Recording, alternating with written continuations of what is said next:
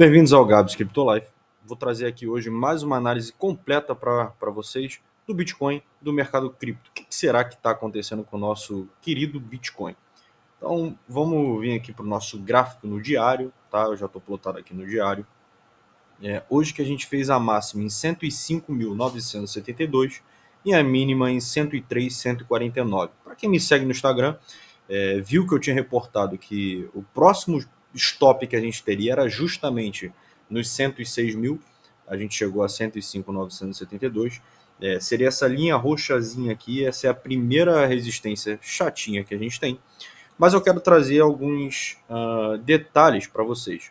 Primeiro que quando a gente plota o nosso canal do Keltner e a nossa banda de Bollinger, a gente vê que as duas linhas elas estão agressivamente apontadas para cima, tá? E isso pode indicar uma continuação de alta, tá? Uma quebra dessa lateralização que começou no dia 8, quando a gente de fato rompeu essa região de 102 mil, ali de 0,786 na extensão de Fibonacci, lá no dia 8. Então essas linhas agudas podem acontecer duas coisas. Elas podem estabilizar, começar a fazer isso daqui, e a gente vai ter novamente uma área de lateralização, tá? Ou elas podem continuar agressivas para cima e indicar essa continuação de tendência. Vou trazer a minha opinião para vocês. Quando a gente olha aqui, eu vou tirar a banda de Bollinger, eu vou ficar só com o canal de Kelvin. Vocês vejam que quando a gente olha o canal de Kelvin e o nosso RSI, vocês vejam que o RSI já está quase indicando sobrecompra, né? Aliás, sobrevenda. O RSI ele já está no limite.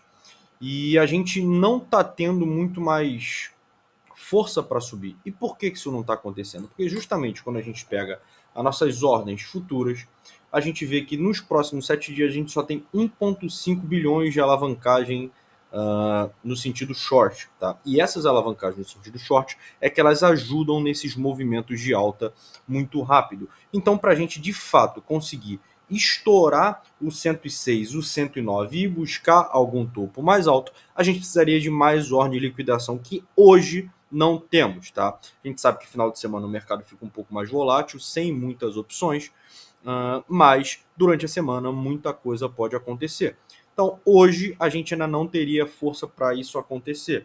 O que eu vejo para hoje é o Bitcoin, ele tentando, depois de tocar nas extremidades, recuar um pouco ali talvez para 102, tá? Talvez até buscar a mediana lá em 100 mil, 100.500 dólares, tá? Para pegar uma traçãozinha, recuar um pouquinho, porém eu acho que a região psicológica de 100 mil é um suporte bem forte, para aí sim a gente vir para o nosso topo histórico lá em 109 mil. O topo histórico não vai ser tão difícil de romper assim como muita gente está falando, tá?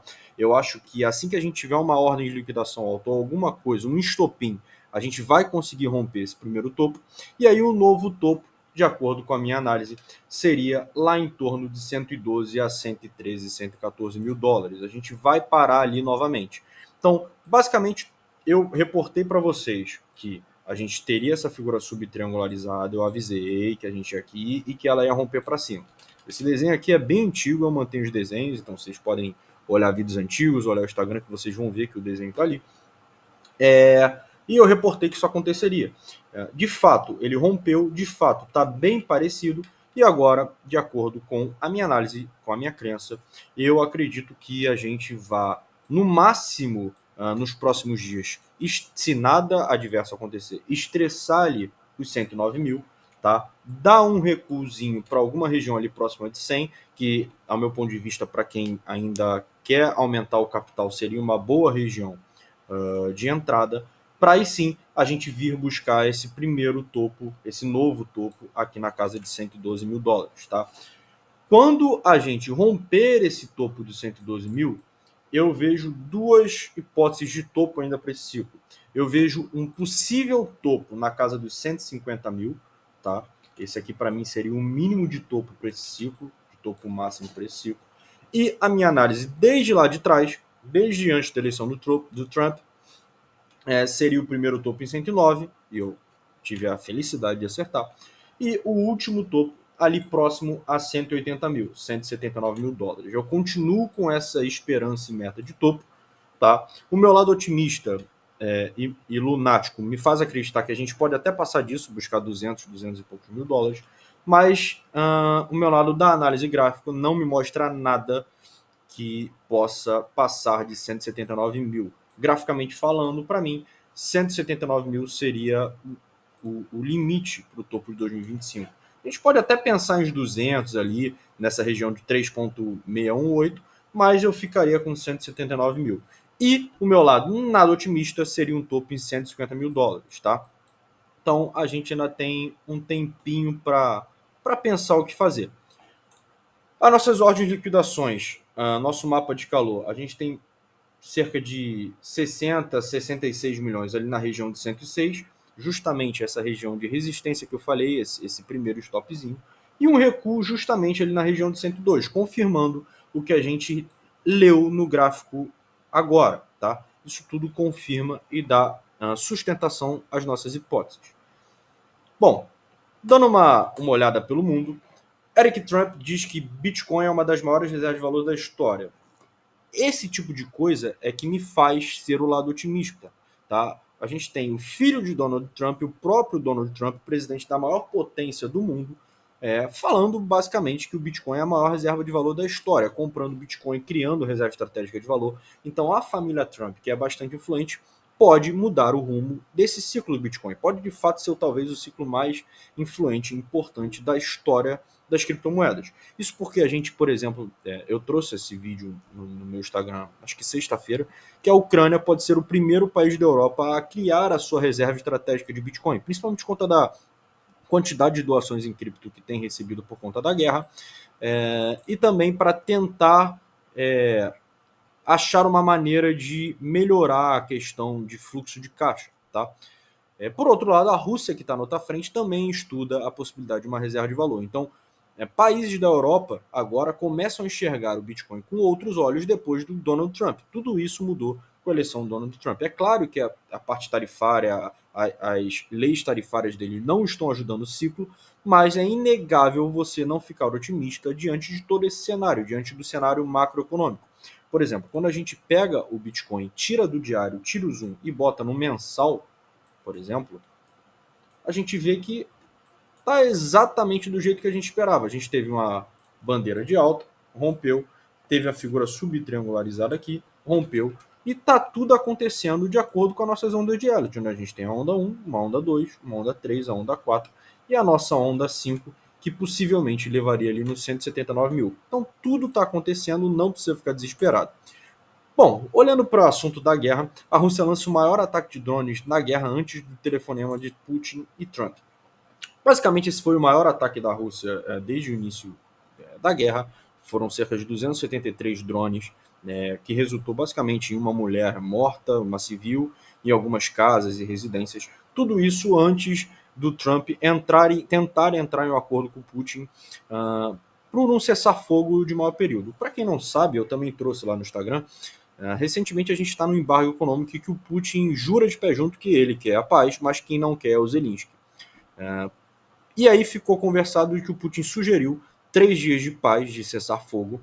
O Zelensky não só aceitou, mas ele sugeriu 30 dias de cessar-fogo e falou: vamos negociar pessoalmente. E marcaram no território neutro, em Istambul, essa reunião pessoalmente. O Zelensky foi, o Putin não foi, ele simplesmente mandou um ministro que não tinha poder de decisão nenhuma e com exigências absurdas, consideradas absurdas, onde a Ucrânia teria que ceder grande parte do seu território para a Rússia, enfim, coisas que não iam acontecer. Isso joga a narrativa do Putin de que quem não quer a paz é o Zelensky por água abaixo e prova e fez o Zelensky pressionar os Estados Unidos. Olha, vocês estão vendo que eu estou querendo a paz. Eles não estão querendo. Então eu preciso que vocês apertem. E basicamente é isso que diz aqui embaixo. O secretário do Tesouro dos Estados Unidos deu uma frase forte dizendo que o Trump deixou bem claro que se o Putin não negociar de boa fé, os Estados Unidos não hesitarão em aumentar as sanções à Rússia. Então, assim, basicamente, os Estados Unidos não quer se envolver fisicamente, mas podem aumentar tanto o suporte à Ucrânia quanto as sanções à Rússia nos próximos dias se o Putin não começar a ceder, tá? Basicamente, eu não vejo algo fácil, lembrando que foi promessa de campanha do Trump acabar com essa guerra em 24 horas, mas eu estou vendo que a Rússia está ficando sem saída, porque a aposta da Rússia era o Trump negar o suporte ao Zelensky, como foi feito. Mas, na verdade, o que o Trump fez, ele ameaçou isso justamente para o Zelensky ceder. E ele conseguiu, o Zelensky teve que ceder. Tá? O Zelensky, inclusive, ele teve um novo encontro com o J.D. Vance, né, que é o vice-presidente dos Estados Unidos, domingo, quando o novo Papa teve posse, e falaram sobre a guerra e disseram que a reunião foi muito boa. Tá? Então, basicamente, o jogo virou depois dessa pressão. O Putin está vendo tudo indo por água abaixo. A Rússia, inegavelmente, não está com tanta força quanto estava no início da guerra. Os embargos econômicos estão fazendo a Rússia sofrer. Mesmo usando o Bitcoin e criptomoedas para tentar fugir de alguma coisa, a situação não está tão fácil. E, basicamente, a gente caminha para um país, para um resultado ruim para o final dessa guerra. Porque a Rússia está ficando sem saída e ela não quer sair dessa guerra sem a sensação de vitória para o seu povo e para o resto do mundo. Então não acredito que a Rússia devolveria territórios à Ucrânia ou voltaria para cada um do seu lado como era antes. Não, a Rússia só vai aceitar algum acordo de paz se na cabeça dela ela sair de maneira vitoriosa. Tá? Por outro lado, isso demonstraria fraqueza do Ocidente, caso Trump aceite tudo isso. Então, assim, é uma situação complicada que a gente tem que desenvolver nos próximos dias. Voltando para cripto, sempre me perguntam como que eu sei a hora de sair e eu falo para vocês a todo momento. O que vocês precisam olhar é a dominância. A dominância do Bitcoin é o principal indicador para falar para vocês o momento de sair. Quando a dominância estiver aqui embaixo, 54, 53, é o momento de vocês começarem a pensar em sair das suas altcoins, tá? Vocês vão saindo a preço médio. Essa é a minha análise, façam as de vocês. Vocês têm que ir saindo a preço médio, porque quando ela cair de 50%, a gente vai estar vendo a nossa out-season poder chegar ao fim em qualquer momento. Então, até 50%, vocês vão sair tranquilamente, mas também não com tantos lucros. Baixou de 50%, os lucros vão ficando maior e o risco também. É mais difícil de vocês acertarem. Então, baixou de 50%, já começa a sair 49, 48, 47. Basicamente ali eu já vou estar com basicamente todos os meus aportes em altcoins fora do jogo. Tá? E sobre vender ou não Bitcoin, depende de vocês, a análise é muito pessoal. Eu sempre foco em vendas e compras médias, tá? Bom, vou ficando por aqui. Não esquece de curtir esse vídeo, se inscrever no canal, compartilhar para seus amigos que precisam saber o que está acontecendo com o mercado cripto e com o Bitcoin e de me seguir no Instagram, @GabsCryptoLife, o QR Code está aí, ó, apareceu na tua tela. Vou ficando por aqui, um abraço a todos.